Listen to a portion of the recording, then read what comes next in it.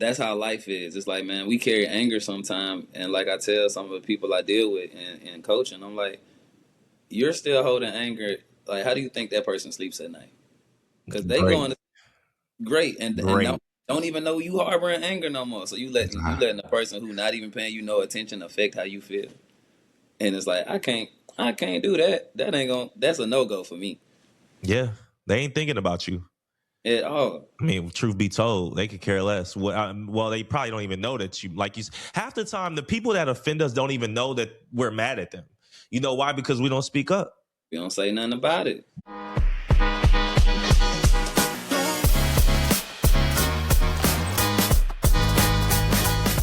What's up, you guys? Welcome back to another episode of Flip That Switch. I'm your host, Brandon, aka B to the Sis Naive. We back with another episode. If you didn't get a chance to go back and watch the previous episode, please go back and watch it. Matter of fact, before you watch this one, go back and watch that one. But today we're going to be diving into a new episode. And the person that I'm going to be interviewing today is someone who I had the pleasure of meeting.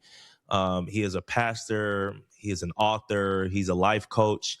He actually is an author of the series Growth Through Gospel. And it's a devotional that's meant really to kind of help people out in their wherever their season is with their journey, and allows them to kind of just journal and write devotionals and really just be in tune with God as far as their relationship with God. So he has that book out, as well as he is the founder of Man to Man, which is a movement of 30 plus men who come together, and basically they get life coach sessions.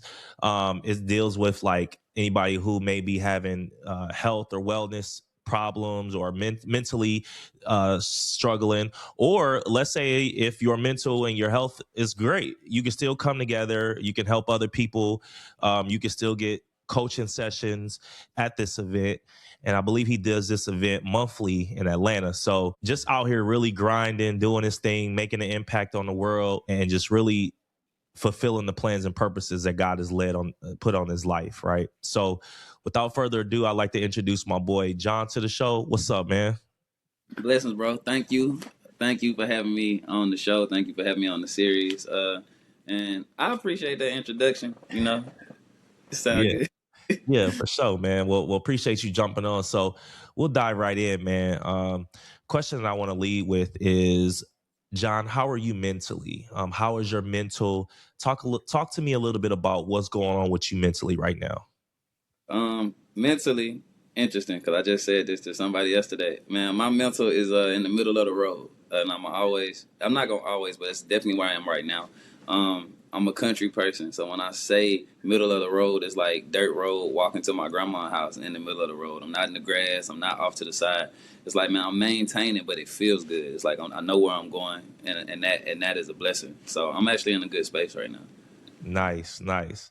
I love that analogy, man. Walking in a dirt road. It's like you're walking in a dirt road, and I got, I have my ancestry goes back to Mississippi, so I'm familiar with dirt roads, right? But I like what you said. You're walking down a dirt road and you don't know where the destination is going to take you, but you're just walking because you're confident in not only your relationship with God, but you're confident that he's going to bring you to that destination, right? And Absolutely, so your faith is taking over, right? You walking down this road, you don't know what you're going to run into, how you going to run into it, what's ahead, a mile down the road, whatever the case may be. And I know I'm kind of stretching the analogy, but I like it. You know what I'm saying? But the truth of the matter is, you know that there's a destination. And at the end of the day, you're doing what you're told to do, knowing that is going to lead to something at the end of it. Is that kind of how? absolutely, man. My thing is, there's something at the end of every day. Even if it's a problem at the end of every day. One of the things that keeps me at peace is knowing if the problem will be solved, if it will, and if it won't. And if it won't, is like, did I try everything in my willpower to fix it? If I did, I'm going to sleep peacefully because it's like there's nothing I can do about that. So Yeah, it's something I can do. I'm gonna go to sleep peacefully knowing I did what I could to fix it. So it's exactly what you said. I love that, man. I love that. Awesome. Talk to me a little bit about how it was growing up. Did you have siblings? Were both parents in the home? Give us a little background on kind of your journey in childhood. Understood, man. Growing up for me was fun but strict. I definitely say fun but strict. My father was a pastor. My mom taught for a while, so shout out to mom. So before I even went to school, I had a level of an education already because you was gonna sit at home with her and do hooked on phonics and everything, and those like toys. But I'm the youngest of 10. I'm the youngest of 10. My mom and pops were both married before they met each other. So once they got together, now that makes me the tying knot of everybody. And of that, I'm the youngest of 8 women. So anywhere Wow. my dad went, I went. If he was like, I'm going to the store, I'm going to the store. It's like, you'll never leave me in the house with all my sisters and my mom. That's not what we're doing at all. Ooh. But it was strict because a lot of things that other people did, like we weren't doing. If my god brother's curfew was midnight, my curfew 10 o'clock. So it's like, hey, can I stay at my god brother house Saturday? Because I know if I stay at his house, his mama let him stay out longer. So it's that. But it's also nurturing. Man, my mom and my pops and my siblings taught me a lot. I can't deny the fact that I became who I became by watching 12 other people who have done it before. That's the beauty of being the youngest. So much to the point that my dad would start calling me the oldest, and it took me a while to figure out what that meant. But it was because I had retained a lot of information watching their mistakes, and it allowed me to see the world in a way that's kind of how I got into the things I do. Honestly, Wow, that's dope. You became the oldest, even though you were youngest, you became the oldest because of the maturity, because of what you seen other people go through, and you wanted to navigate life a little bit differently. absolutely, Man, that's the premise of this podcast, bro. It's how do we talk to ourselves in our 20s and 30s to make sure that we navigate life, to make sure that others navigate life better than we did. And so the fact that you had so many people to gather to watch experiences, right? You say you were the youngest of 10. You got 9 other siblings who came before you, who's going through life, navigating life.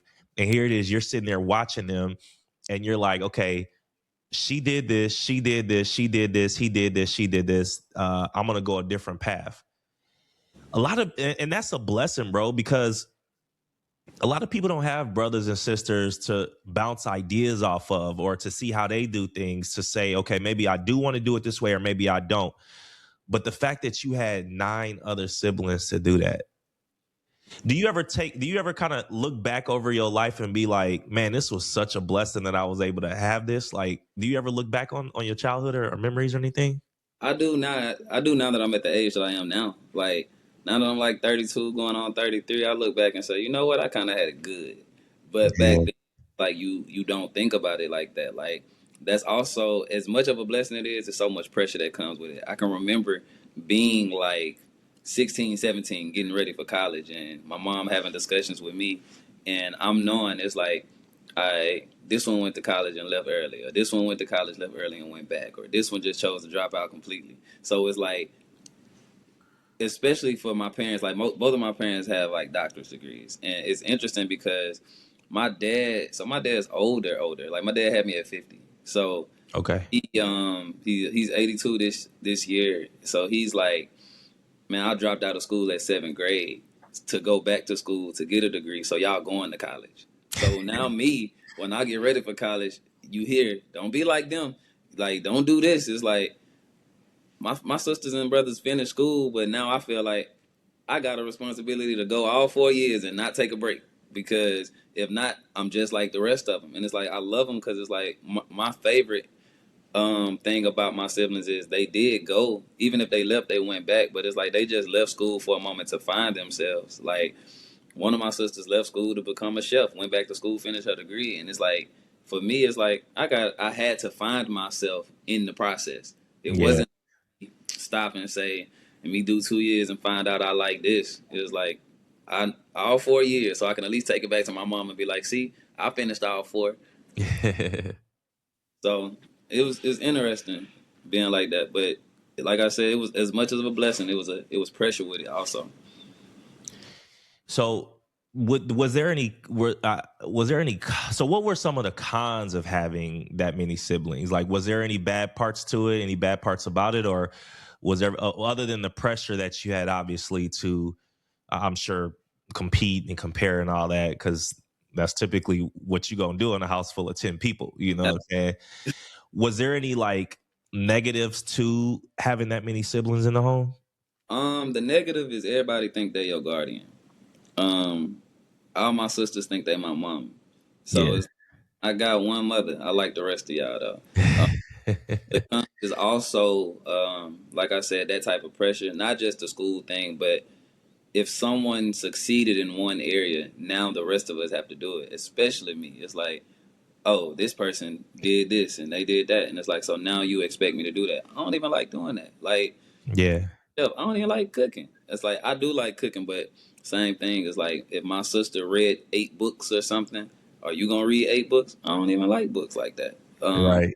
Other than that, it was just the basic things of being the youngest. If y'all watching this episode or something, ain't no Power Rangers and Pokemon for me. Like I gotta sit here and watch this. Or I did what I always did. I went outside and played ball. Like that's the biggest thing is you have to do nothing but follow when you just that youngest person in the house. It's like you don't gotta say so. I ain't have a say so till my last sister graduated high school, and I was finally in the house by myself for a minute. I was like, nah, I can say what I want to do.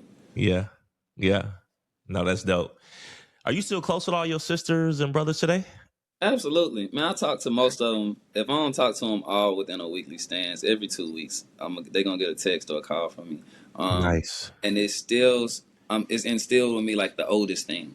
Um, I spent the most time with my father out of all of them, I believe. And because of that, everything he's ever told me, I feel like Simba and Mufasa in real life. Like you deliberately disobeyed me. Like it's like I have to. I remember what he said, so I called them because I remember him. Like my dad was born in Louisiana. His father got in trouble. Okay. Had to leave the South, and my dad was raised by my grandmother, who passed when he was 16, and she told his family, told him and his siblings that family is everything. If you don't have family, the only other thing you have is God and family. So I keep that relationship just knowing I'm like, bro, one day it's just gonna be us. Even if they do have husbands and kids and things of that nature, it's like if the world was to go into a space tomorrow, detention camps, this, that, and the third, it's like, or if people was like, oh dang, we need food and shelter, it's like we need to be in connection enough to say, hey, everybody come home. We got land out here. Let's garden. Let's do that. And that's why I stay in contact with them. And that's for me is interesting because I've had those rifts. I've had spaces to where I was super close with them as a kid at 5, 10, 15.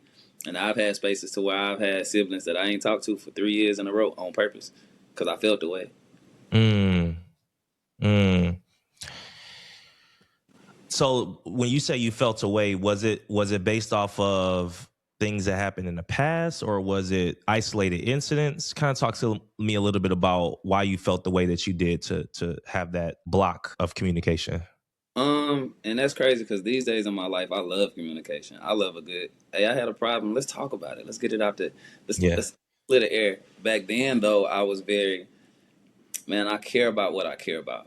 The things I care about mean the world to me. We was talking the other day in a Bible study about the word commitment and what it means to discipleship. And one of the words that are relative to commitment is loyalty. My Achilles heel is loyalty. I will love you from the day I met you until the day you say you don't want to be friends or family no more. But when I see people do things that disrupt that for me, I automatically disconnect. So Mm. there have been times to where it's like I've seen my siblings choose themselves over us as an entire family. And now that I'm older, I understand like there's nothing wrong with what they did. They chose a valid response. Like working around that in the mental health space, I understand. I was like every response is valid to the person that does it. It's like for me, I was just a kid. Like I just chose to be like, man, I'm 18 and you disrespected us as a whole, so I'm not gonna talk to you until I'm 20. It's Mm. like I took it out. That was my space of saying I feel like it's my responsibility to like punish you, or it was my responsibility to discipline you, but I can't put my hands on you. So Right. I won't talk to you for 2 years, and then I come back, and it's like, oh wow, this is what was going on here. And since then, it's I'm the only one I know for a fact. I talk to all of my siblings. All the rest of them may not. I don't ever talk to her. It's like, man, I talk to all of them because I feel like it's my job to. That's dope, man. I was just gonna ask you, do you think that when you went through those 2-year blocks and stuff, was that something that Was it something that you took accountability for? So, like, for example, did you go back and say, you know what, maybe this might be a flaw of mine, that I'm sitting there going 2 and 3 years without talking to him. Let me kind of get myself together, because at the end of the day, we are family. Life is too short. Anything could happen. Did you kind of like self-reflect off of that and be like, you know what, I need to kind of change? What was it that changed in you to realize that, okay, maybe this ain't a good look? Just growth overall. Like after Yep. the after I finally came out of my head, I'm like, let me give these people a call. It's just growth within itself, knowing more. Man, we act based on the knowledge we have. I Yeah. don't I don't expect the child not to try to touch an oven. You don't know that the oven hot for real. And it's the same thing with who we are as individuals. Like age doesn't define maturity. It's like you could be 21, but you could still have the actions of a 10-year-old sometimes. And I think Mhm. it was, man, I had to grow. I had to meet a lot of other people, and I had to see a lot of other things in life. Even what you just said, it was like life is short. I'm one of those people now. I don't have time for grudges, and it's because of that simple thing. Like I actually don't have time because life is short. It's like I do love you, even if you don't love yourself, or I do want to communicate with you. I don't want to be the person who attends a funeral and I'm boohooing because of regret instead of just grief. Yeah. Yeah. No, that's awesome. Regret instead of just grief. Love that, man. Like, hey, look, life is too short. Life is too short. And at any moment, like you said, you could be attending a funeral, and you just, like you said, you don't want to have any regrets, right? You know what I'm saying? And family is family. Like, I wish, like, I'm an only child, right? But I wish I had siblings in the home. I wish I had somebody that I could fight with, or argue with, or, I mean, that would have been cool to me. And it just would have been fun. So, like I said, the fact that you grew up with 9 other ones is I'm sure. I mean, even though it was a lot of pressure and stuff, I'm sure there were still fun times. You know what I'm saying? Absolutely. One thing I love about us as a whole is we are the funniest people in the world in my like, you gonna get the jokes immediately to the Yeah. point. And the youngest, I feel like I do better at joking. So when I come in the house on the holidays, I don't get 3 seconds in the house before somebody say, "John, don't come in playing." I'm like, "That's what I'm here for. I'm here to get to it right now." Get right to it, bro. Roasting, Yeah. what I'm saying? Yeah, all that, all that. Yeah, I'm a roaster myself, bro. So I get it. I get it. Okay. I get it. Yeah, anybody can get these words, these jokes at any moment. At any moment. So you say you grew up, where are you from originally? So I'm originally from Louisiana. I moved to Mississippi when I was around 4 or 5. So both are home to me. On the back of one of my books, my bio says Mississippi native, and my sisters, like at least two of them, called me and said you're not from Mississippi. So I had to change the back of the book. But You from yeah, so you originally from Louisiana, yes, born and raised in Mississippi. yep. Born in Louisiana, then just raised in Mississippi. Cool, man. Well, let's actually get into the book. What inspired you to write this book? What kind of was going through your head to be like, you know what? I really just need to get this out here to the masses. So talk to me a little bit about what made you start Growth Through Gospel.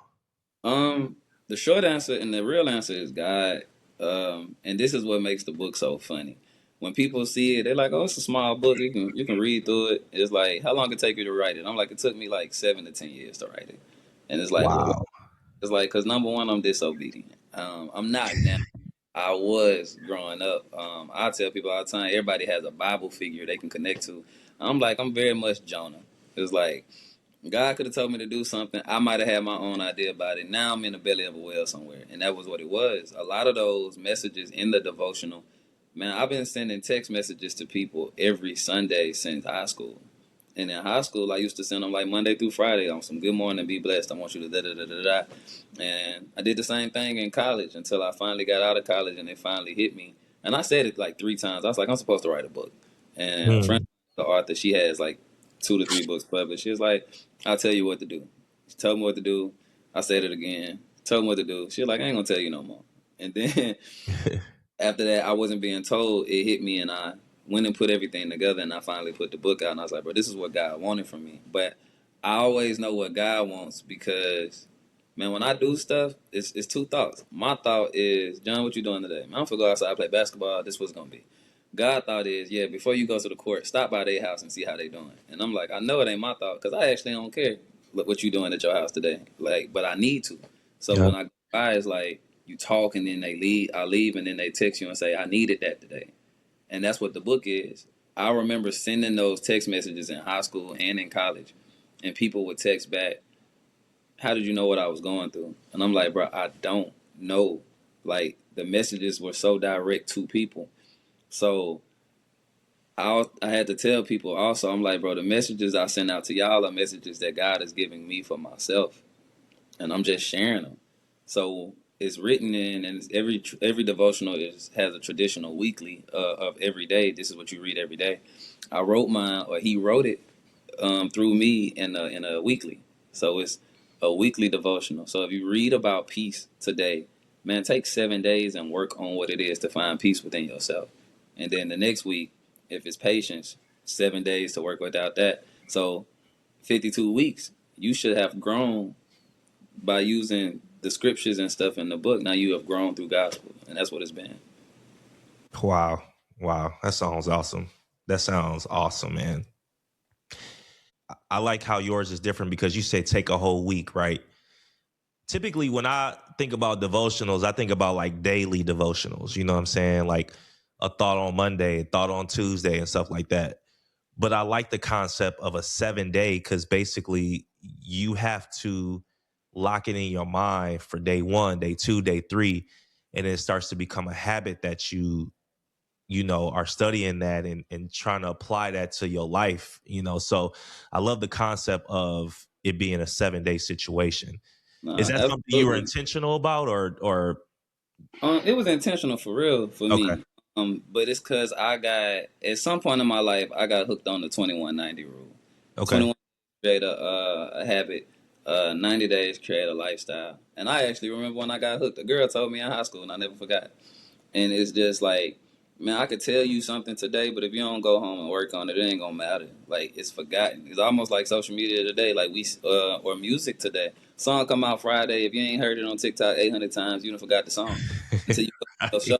Oh, this was dope. It's Yeah. the same with growth. Like, I think we have people come to us in different times, whether it be friends, colleagues, whatever, and they tell us something that's beneficial for our growth. But we only hear it in that moment, and when we leave, if it doesn't resonate as deeply as we feel it should, like, we forget about it. And man, my ultimate goal is who I've become is who I want others to become. I don't want them to be me, but I'm like, man, I really, as I was writing the messages, I sat with them for a week. So knowing me, like I tell even like some of my partners, like when we be having like group sessions, I'm like, bro, I'm a retired crash out. Like, like it's like, what does that mean? It's like, dog, y'all didn't know me when I was young. I was hot tempered. I was quick tempered, and Yeah. it's like people who know me now who is like, John, you don't. It's like you don't get angry, and it's people who just met me who is like, if I say I was a retired crash out, they're like, you don't even look like that. I'm like, man, it's the growth. I really understood. I've practiced patience. I've practiced peace.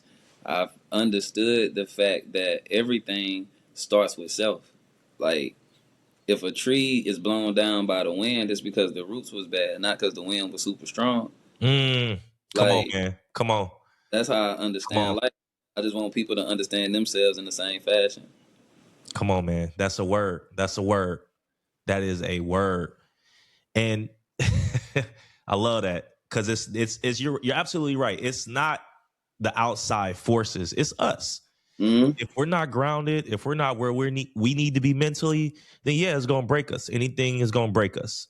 We're gonna fall into traps. We're gonna be disobedient. We're gonna be out here doing stuff. But it starts within us. We are the roots. I mean, that's a great analogy, bro. Wow. Absolutely. I don't. One of the things I learned as a child, and this is outside of my siblings, I might have picked this up from my mom or my dad, is, man, I don't like people doing stuff to me, and I don't like feeling like it's because of them that I've done it. And it's one of those things where it's like it could kind of be like it could be a tick or it could be anything else. But like if I'm about to wash dishes and you tell me to wash them, I don't want to wash them no more because I feel like I'm washing these dishes for you now, and it's like that's how life is. It's like, man, we carry anger sometimes, and like I tell some of the people I deal with in coaching, I'm like, you're still holding anger. Like, how do you think that person sleeps at night? Because they Great, going to great, and great. don't even know you harboring anger no more. So you letting the person who not even paying you no attention affect how you feel. And it's like, I can't do that. That's a no go for me Yeah, they ain't thinking about you. at all. I mean, truth be told, they could care less. Well, they probably don't even know that you like you. Half the time, the people that offend us don't even know that we're mad at them. You know why? Because we don't speak up. You don't say nothing about it. But we'll go about our day being mad, thinking about it, letting it, you know, carry a burden on, carry a weight on our shoulders, and hardening our hearts and stuff like that. And other persons don't even know we're mad at them half the time, and they just live a peaceful, great life. Now we don't wasted 17 days of being mad at the lady at Kroger, and Yeah, she bagged your stuff from. Man, if you don't fix that, yeah, no, for sure, for sure. You know, earlier you mentioned you were being disobedient, right? You had been given this vision a while back, and you were being disobedient, and so I kind of want to talk a little bit about what you were doing that was making you be disobedient, right? Like, what was going through your mind? What were some of the things you were doing to be like, you know what? I know I've been given this vision, but nah, I'm gonna do things my way. Talk to me a little bit about that. I was doing everything that had nothing to do with the task that was given. So, man, it starts with me being a licensed minister. I've been a licensed minister since 2016. Okay.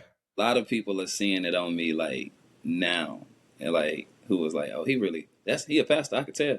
It's like, but I remember like it could be 2018, 2019, and my homies would go places and they'd be like, y'all know he a minister, and people are like, oh, for real? I'd be like, yeah. It's like, tone it down. I don't want people to know these things about me. Yet I'm sending all these gospel messages to y'all. Y'all getting one a week every Sunday. It's like, so I'm already telling y'all the word. And shout out to my partner, because me and him had this conversation the other day. Man, the biggest thing was, man, I understand church, and you knowing that I am a thing but not living as a thing was a problem for me. I didn't Mm, want people to know I was a preacher, and I didn't want to put the word of God out while my life was still a mess. Like, how can I tell you ain't supposed to have sex before marriage, and I'm out here doing the thing? Like, I'm active. Like, and I tell people that, like, man, lust has been my thing in my older days, and what I mean by my older days is like, man, I've been like 2 years no sex. It was like, that's because me and God decided to talk about it, and I said, let me get my life right. But if I'd have told you about having sex and trying to keep your heart pure for God in 2016, on the pot calling the kettle black. yeah. So it's that. On top of that, it was just man, just the living in other places too. I used to drink a lot. I was a heavy drinker, and I say all of these things to say I know the church, because my father's a pastor. We want you to be perfect when you tell us about God, and it's Mm, I was nowhere near. I yeah. did all the things that a pastor's kids do. If they say, what the PKs be doing? Whatever we was doing. If you think that he did it, I probably did. Like, Yeah. Yeah. it was like, man, I just couldn't do it. He said, write a book, put a book out. I'm like, I'm not doing that. That's not what we doing right now. And it's like, you already doing what I asked you to do. He's like, I just need you to be bold about it. Like, clean yourself up and do what I asked you to do. Now I find joy in drinking less and not fornicating and doing all of that. But at first I was like, ain't this what I'm supposed to be doing? Like, I'm a young boy in college, or what else am I supposed to be doing right now? You Like, know the saying, we young, dumb, and full of. yeah. You know what it is. Yeah, yeah. I looked at it. That's what my disobedience ran. And I remember how he got me. I got a DUI. That's how God got me for real. Ooh. I was in the military at the time, and I actually blew under the limit, but it was still enough for them to say I can take you. And they took me in. I was supposed to leave. They said, we're gonna call your sergeant to pick you up. They never called my sergeant. There was a person there who knew my sergeant and who apparently knew me and was like, hey, I called your sergeant. They're gonna be on the way.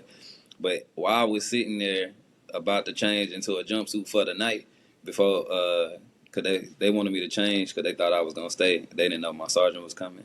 God was like, so we gonna do this my way or your way. And I was like, you Mm. know what? we can do this your way, cause I don't do tight rooms. I don't do tight rooms. I don't do trouble. Even being that's one of the things from being the youngest. Like I hated being in trouble. Like and that was one of the things my siblings used to get mad about. They'd be like, he never gets in trouble. It's like it's not that I never got in trouble. I saw what y'all did, and I was like, I ain't gonna do that. And if I Right. did, I'd do it differently to not get in trouble. And God was like, ain't no ducking this one, ain't no dodging this one. Like, we gonna go sit down tonight. And when we got in there that night, he said, so what you doing? I said, all right, I'll clean it up. Hey, casually, man, fine. God, I'll do it your way, man. Fine. Yeah. Hey. All right, cool. You got me. Hey. He had to tell me a lot. One thing my dad knew was my mama whoop you. My mom was like, hey, look, ain't no talking, get a switch. My pops would talk to me, and me and my parents have always talked about this. It's like, telling me you disappointed in me hurt more than you putting your hands on me. Mm, Like, you could whoop me, and I'll probably do it again next Friday. But if you be like, I thought you knew better. I'm like, I'm hurt. I hurt y'all. I'm sorry.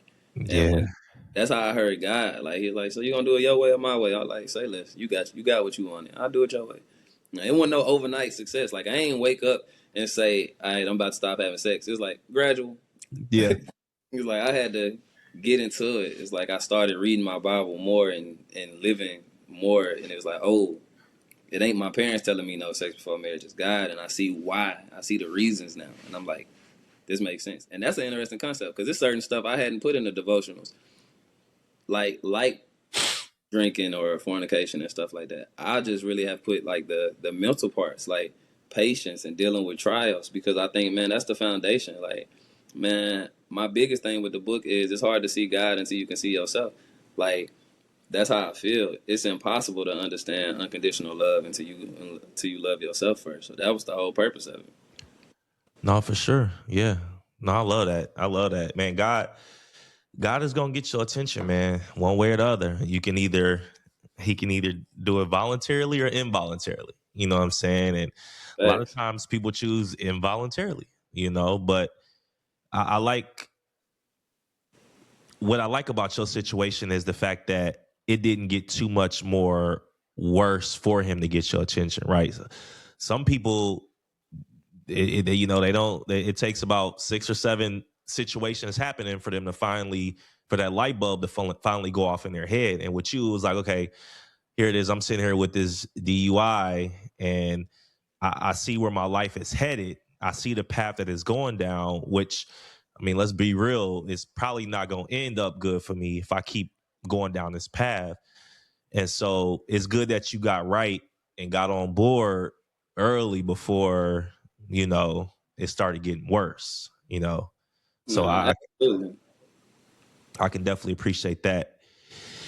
So you have obviously this business you founded. It's called Man to Man, and basically, and I'll let you kind of talk a little bit about it, but I'm really proud of what you've been able to accomplish with this thing. Because obviously, here's the thing: we as men, right?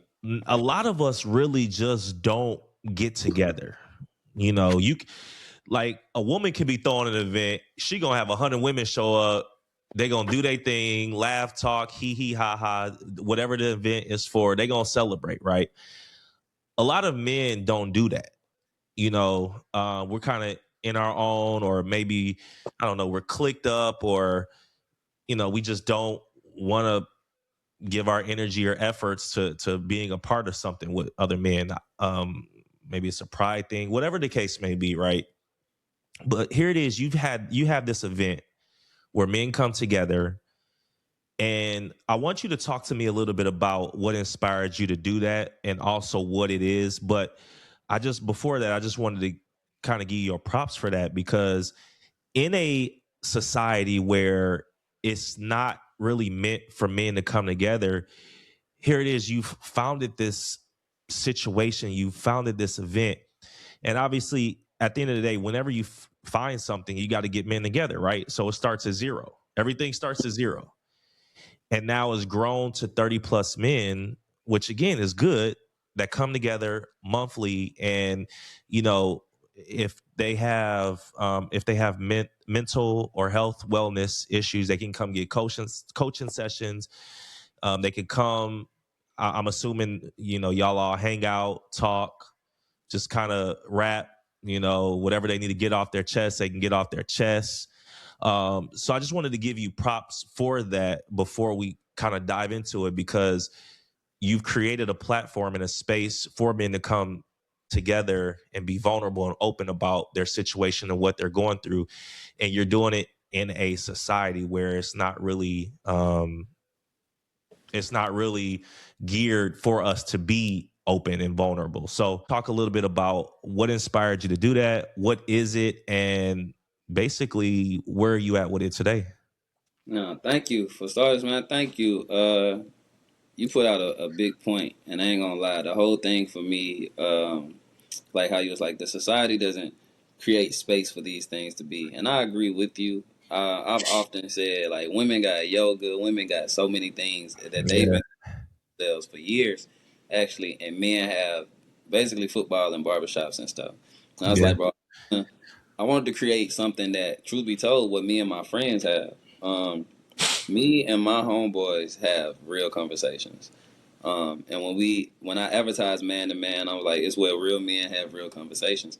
Man, every conversation ain't gonna be cute. Every conversation ain't gonna be what you want it to be. I can remember vividly with me and my brother, me and one of my best friends, we argued, and from the outside looking in, you'd have thought one of us was gonna swing.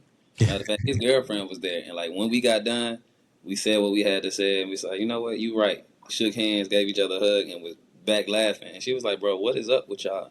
And he told her, he was like, man, he was like, bro, we two people who understand not only one another, but we understand ourselves. So that makes this easy. And it's like, that's all I wanted to create, man. Me becoming a life coach, I became a life coach because I was working in the music industry for a while. And my client had a coach. And while we were leaving our label situation, he was just going through a lot of stress. And it was just on my heart. Also, it's like, man, let me get into this mental health space to see how I could be more helpful. And you learn so much. So the space was created for other men to come in and do what we do, not to yell at each other, but it's like, bro, be honest. Like, how you feeling? Like, the question you asked at the beginning is like, where are you mentally? Because a lot of us will say, man, I'm fine. And it's like, fine has no true definition to where a person actually is. It's like, no, Mm-hmm. that's where you at. Like, one of my favorite movie scenes is from Best Man Holiday, when he was like, you need some money. And Tay Mm. Diggs When crying. Terrence Howard asked Tay Diggs, man, you need some money, and he started breaking down crying because, Absolutely. yeah, But it's like but we need more of that. It's like, man, imagine needing to pay a bill, especially in Tay Diggs' position on that movie. You got a wife and a child on the way, and you got real things to take care of. yeah. And a yours is in position to help you, and the only reason you hadn't received is because you hadn't asked. Mm. Like, and I tie that into me being like a preacher. It's like, you have not because you ask not. Most people be like, man, but I asked God, and it's like, but God gave you 10 homies who got good jobs who can help you if you ask them. It's like, who did you ask? Ask me, now ask them. I handle them to give it to you. Now you got what you need. Hold up, Like, hold up, hold up, hold up. I'm sorry, I don't mean to stop you there, bro. you got it. Hold up, bro. Because I want people to really just hear what you just said and the importance of what you said. When you ask God for something, God, it doesn't necessarily mean that he's going to bless you directly. If I ask God, I need $1,000. It doesn't mean God is going to just make $1,000 appear in my bank account or drop $1,000 from the sky and I'm going to go find it. Or it's not that he is going to magically make it appear somewhere. The blessing may be, okay, listen, I'm not going to give it to you directly. I'm going to give it to you indirectly. So what I need you to do is put your pride to the side, put your ego to the side, and ask your boy or ask a family member or ask somebody close to you for this money. And I'm going to make sure they are in a position to bless you. And in the midst of them blessing you, I'm going to bless. Oh, man. Hold up. Wow. All right, go ahead, bro. But I had to take a moment because that is a word, bro. Like the blessing is the blessing no matter how we get it. But closed mouths don't get fed. And the blessing may be right at your doorstep, but you have not because you didn't ask. You ain't asked, man. I also, again, being young, how I am, man. I was raised by a man who saw men. Man, my pops was born in 1943. Like, so y'all moved differently in the 60s and in the 70s when it came to men. Y'all were at the forefront of the Malcolm X's and Martin Luther King's things that were happening when the Civil Rights Bill was passed. My pops was 22 years old. Mm. It's like, and y'all acted differently. If you needed to go to your brother, you went to your brother. And it's like, we got so far away from that. So man to man for me is that. It's like, I understand. It's like, you act how you act, but you can't define it. So let's put a life coach in there, which is me. I call some friends of mine that are other males that are licensed therapists and things like that. So it's like, these ain't opinions of me telling you how you feel. It's like, this is somebody who's willing to talk to you. On the good side of it, it's like, hey, if somebody want to become a client, that works for me. But if all you want to do is have a place you can go talk about your issues once a month and have other brothers listen, but it builds community. My biggest statement, or like my mission statement for the space, is a strong man builds a strong home, and that home makes stronger communities. Like, Mm. that's what man to man is about. Like, even if we do, because we've had these moments to where we just go in there and it's like, bro, how y'all been? And everybody just like, I've been tired. I've been this. But it's a difference when you can tell your brothers you tired. Because telling your brother compared to telling your wife is also a thing. Mm-hmm. Your wife might not can afford you to be tired right now, but you also can't afford to keep that bottled in. So Yeah. tell us, we act as the gym for you. You just got that off. And you can go home and be the man that she needs or the man that your child needs. So that's what man to man is about, man. I want to see men be what men used to be overall. Yeah. Like, you look at black men and notice, like, no, that's a group of black men. You don't ever look at a picture of like Malcolm when he was younger, or a picture with Martin when he was younger, or James Baldwin when he was younger, or even Quincy Jones way back then, and say, I wonder who was the YN of the group. You don't do that. Right. No, But for sure. you see us these days, and it's somebody somewhere who is like, he ain't who he say he is, or he ain't this, or he ain't that. And it's like, nah, show up. Because when you show up authentically to yourself, you'll show up authentically for everybody else. Wow. Wow. And how long you been doing this? Man, February makes a year. I'm excited. It happened. Wow. Wow. A whole year. Man, it's a year. And it's beautiful. And like I told you before I got on this interview today, man, I was just on the phone with, like, I call him a mentor, but he like a brother. He an older guy. He runs an organization here called Brothers Brunch Foundation. But it's events that he has. Like, one of the events he does is a men's retreat. But men go out there. His organization is built on what does wellness look like. Like, he talks about, man, go get a spa day. Go do this. Go do that. In the wellness retreat, we usually spend a weekend in the woods.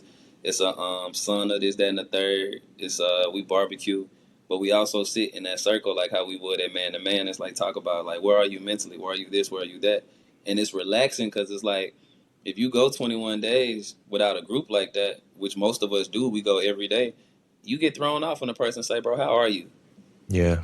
Like, that's what happens. Going back to that scene, he like, do you need some money? You broke down because no one has actually asked you how you feel or what you need.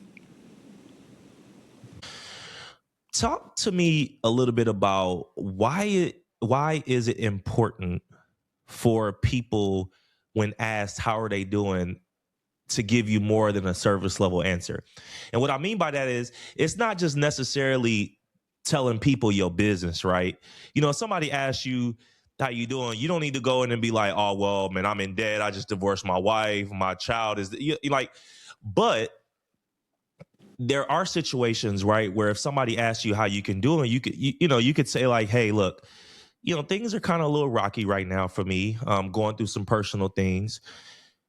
But you don't even get that from people. People will just be like, oh, I'm good, everything's straight. So why is it important when asked, how are you, for people to really just kind of, especially if the person that's asking you trust, right? Why is it important for people to really just kind of dive into a little bit more than surface level how they're actually doing? I believe it's important because you never know where your healing's coming from. And then the second thing is, That's it. you never you never know if you're alone or not. I think one of the biggest things we hear sometimes when we tell people how we're feeling is, dang, me too. And when you know that you're not the only person that feels like that, the weight lightens. Yep. Like it feel like I'm carrying 500 pounds. Now it's 250. Oh, another person feels like this is 125. It's like, and this the Me Too movement in that space is beneficial. Like right now in society, it's like if we was to sit in a room and somebody was like, "Man, I'm struggling with my bills," a lot of people would say, "Yeah, man, the economy." It's like, but we feel like we're the only ones, and it's like we don't have to. The other space of the healing is, I mean, you could tell somebody how you feeling, and they might not have the solution, but they could be attached to it. Mm. Like going back into the space of like, man, it's like you might need $1,000. I can't give it to you, but I know a man who's hiring and they pay $1,000 a week. It's like Mm. these are the things. It's like, but if I don't know, how can I help you, man? On top of that, when we dealing with men, because I also get the question a lot often, like why I don't like deal with women in the mental health space. And it's like, man, to be honest, I do feel like a lot of women have a lot of people they can talk to. But on the other hand, it's like men don't have those same opportunities all the time. And when we talk like suicide in the mental health space, it's like, Brian, men are more likely to harm themselves than a woman is, according to the statistics, not just by opinion. And for me, that's something that's like, it's not far off. And what I mean by far off is, man, I've known people before that I've grown up with from childhood to now who've committed suicide. Like Mm. even today, last Thursday, a friend of mine from college committed suicide, and I was Wow. bros in the group. I said I just talked to him a couple weeks ago, and I was like, and I was only upset, but not upset. But I was like, I hate it when I talk to people, and it's like, man, I was like, how you doing? And it was just fine. I said, I wish he'd have told me. Now, one is like that's a hero's complex. It's like, John, what could you have done? It's nothing that I could have done personally, but you telling me at least allows me to be like, man, what can I do to help figure out this space for you? Because when we do those things, man, we damage the whole community. Like we don't know how bright our light shines for the people watching us. And it's like as men, that's why it's important. If a father who harms himself like leaves a child, you leave a mother and a father who now has to worry about, dang, what did I do to not be there for my son, or was I not paying attention? And it's like it's none of y'all's fault actually. It's the fault of the person who chose not to tell you, or it's the fault of the person who didn't scream for help. It only becomes our fault when they scream for help and we leave them stranded, and that's not what we're trying to do here. Absolutely. Absolutely. Love that. Hey man, look, a lot of situations could have been resolved had you spoken up.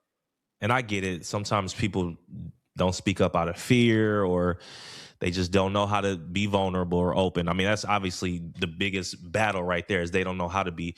But again, what it really boils down to is providing that space for them to do so, providing that platform for them to do so. This is one of the main reasons why I have this platform, is because there are a lot of people out here who maybe they need something like this. Maybe they need the questions asked to them raw and uncut and unfiltered, for them to be able to kind of talk about their journey and talk about pain points and things that they may be experiencing in life. But sometimes it takes more than just, oh, hey, what you doing, to get people to open up. I mean, there's I don't know what it is or why people are the way they are, but sometimes we have to put a little bit more effort in there, right? Like creating man to man, bringing brothers together. The more and more y'all hang out, the more and more closer y'all get, the more and more they're able to be open and vulnerable. But ain't no brother just gonna come up on some random person and just start opening up about their lives. Not a lot of people do that. There are people who can do that. I just can't do that. I need us to I need us to hang out a couple times. I need to kind of see what your dynamic is, what type of man you are. I mean, a lot of things have to come into play, right? But it starts with providing that safe space for us to come together. And so that's a good thing that you're doing, bro. And Nah, man, flowers to you, man. I appreciate it, man. I appreciate it. And you stated something. You was like, man, I don't know where we get this from, but bro, it's years of programming. Like you Yeah. go from the 60s to the 70s, and then you get the men of the 80s and the 90s and 2000s, and it's like the disconnect happened when communities stopped being communities and people started being individuals. Yeah. Like we really went from my sister, my soul brother, to only worry about you. And when you only worry about you, it's like, man, it affects all of us. Like, it affects us all. And the flip side is like, how do we do these spaces? How do we create spaces? Man, you got to make the spaces look cool. Mm. Like, shout out to a friend of mine. He's a fashion designer, but he's a man of God. And he was like, bro, every time we talk about people who go to church, it's like people at church be dressing tacky sometimes. He's like, bro, you got to make people fly men of God, fly women of God. And I'm like, no, you right. And I know Yeah. a lot of people, when they meet me outside, sometimes they like, you a preacher? It's like, yeah. It's like, I don't look like what you looking for, but after conversation, they be like, "No, you really know what you." She's like, "I do." I was like, "Cause I wear God in my heart. I ain't looking to put a 3-piece suit on and tell you I'm a pastor. Here go a Bible."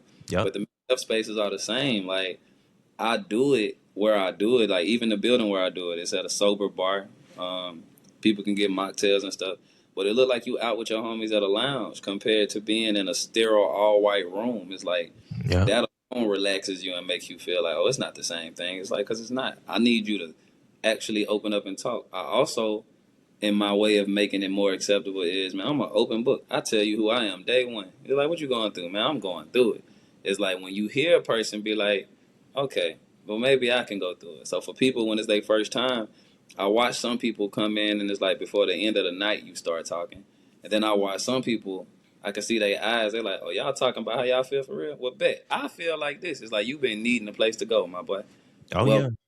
welcome. We here for you. And it's like, man, I tap in. I try to keep up. Like, and I remember. Like when somebody comes the next month, I'll be like, bro, how was it when you cooked such and such last time? You said when you was leaving, you was cooking this. It's like, dang, you remember? It's like, I do, because I don't want you to think I'm just hearing what you said. I'm listening. Yeah. Like, it's important. Like, because at the end of the day, we need each other. It's one body, bro. The community is that. No, for sure. Yeah. Like you said, somebody may have been eavesdropping and heard you talking, complaining, and venting about your significant other. And they're like, dang, I need to jump in. Whether it's to jump in to give advice or to talk about their story, whatever it is, that's their moment. They like we as men, we have moments where we're like, all right, let me go ahead and jump in on this and kind of put my 2 cents in here. And I mean, it's healthy for everybody involved. The man that's giving the advice, the man that's receiving the advice, and we're just there to bounce ideas off of each other. But no, that's dope, bro. All right, Uh, so what does the next 3 to 5 years look like for you, man? Like you seem pretty stable. You got your businesses going on. You got your book. You out here doing everything, just grinding, getting it in. What does the next couple years look like for you? Man, they look like immense levels of growth for me, man. So this year is the first year of me writing a book that's not a devotional. It'll be me actually writing a book, and I'm excited about it. I self-published my first 2 books. Once I write this one, I'm gonna take it to a publisher, because I already know the material in it will be really, really great. Okay. I see man to man becoming just even bigger. It's something that I want to continuously do. Um, I also, in the next couple of years, I'll be a fully licensed psychologist. So it Oh, won't nice. life coaching. That way I can help more people. It's like if you got insurance, I can help you. Right now, I can't accept, as a life coach, I can't accept insurance. So it's you have to pay me. And I know me, I got a heart for the work, not for the funds. So it's like, man, I want to help you, but I got to eat. So let's figure out how to make this thing. Being a licensed therapist, psychologist, it's like, now we can kind of get some corners fixed. I could help people for free because the other people are using their insurance to make sure that the lights stay on.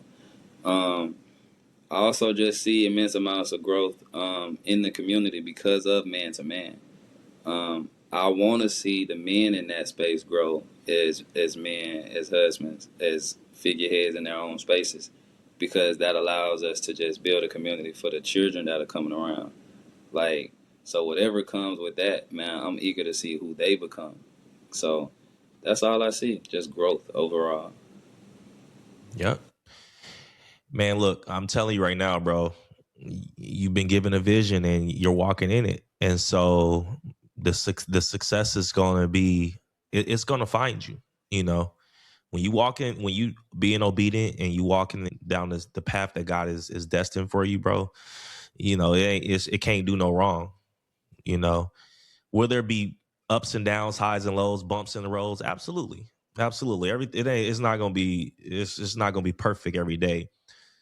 But the fulfillment that you get out of doing what you've been called to do is gonna far outweigh anything that happens, whether it's positive or negative. It's the fulfillment. It's okay. When I go home and get in my bed and go to sleep at night, did I fulfill what I needed to fulfill? And if the answer is yes, then that's success right there to me. A No, lot of people, a lot of people gauge success off of how much money I got, or the how many pairs of shoes or clothes, or how many different women. I mean, a lot of things. There are a lot of things that people gauge success off of, and it's like, bro, you missed the mark. It ain't even about all that. You can't take it with you when you pass away. What impact did you have? Right? How did you fulfill the vision that was given to you? And so that is what success looks like to me. You know, if I had to ask you what success looks like to you, what would you say? truth be told, I say the same thing as you. Actually, man, I think success is knowing that you lived every day and you went to sleep empty every night. Like you actually gave to the things that matter compared to the things that don't. Mm, So I see different people, and this is actually a conversation that I've had with my mother before. Um, I have some physically successful siblings. Love them. It's like y'all do some dope stuff. And I remember when I chose my career path, my mom was just like, "Yeah, that ain't gonna do it." And I was like, "But I'm successful. I'm enjoying it." And my initial career path was the music industry. Now, granted, I was successful in it, even in the physical sense. Like I've done tours, I've seen different events, I've been to the Grammys and stuff like that. And it's like I find more joy and success in what I do now compared to all of that. Like knowing I talk to some brothers, like especially the younger ones. Like when I talk to some of the boys from like Morehouse and Morris Brown, like those conversations matter more to me than the ones with the people my age. But it's because, man, y'all probably won't have to deal with the things we dealt with in our 20s. Like you ain't gonna need a DUI to get you on track. Like, and that's what matters to me. that's awesome, bro. That's dope. Well, I'm gonna get you out of here on this last question. It's a question that I like to ask my guests to conclude the episode. So, John, if you're sitting across the table from 20-year-old John, and he comes to you for advice, let's say, I mean, he's trying to navigate life, man, but the problem is he has all these different things pulling him in different directions, right? He's trying to walk down the path that God has for him, but the enemy, man, is pulling him every which way that he can. All the things he that are enticing to him, right? You said earlier that, you know, there was things that you gravitated to that you liked that weren't necessarily good things, but it was things that were good to you, right? So he's in the same position. He's out here drinking, maybe smoking, whatever the case may be, right? There's a lot of vices that us as men have that we can gravitate to other than what we're supposed to be gravitating to.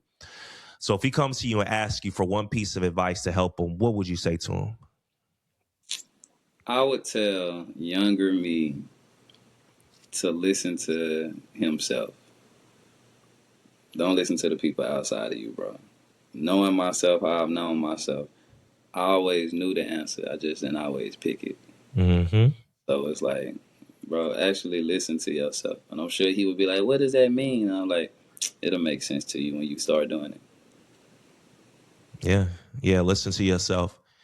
Because like you said, being who you are, PK, and not even necessarily a PK, but you kind of have that maturity and that growth mindset to know right from wrong. Versus a lot of people know right from wrong, they just want to do wrong.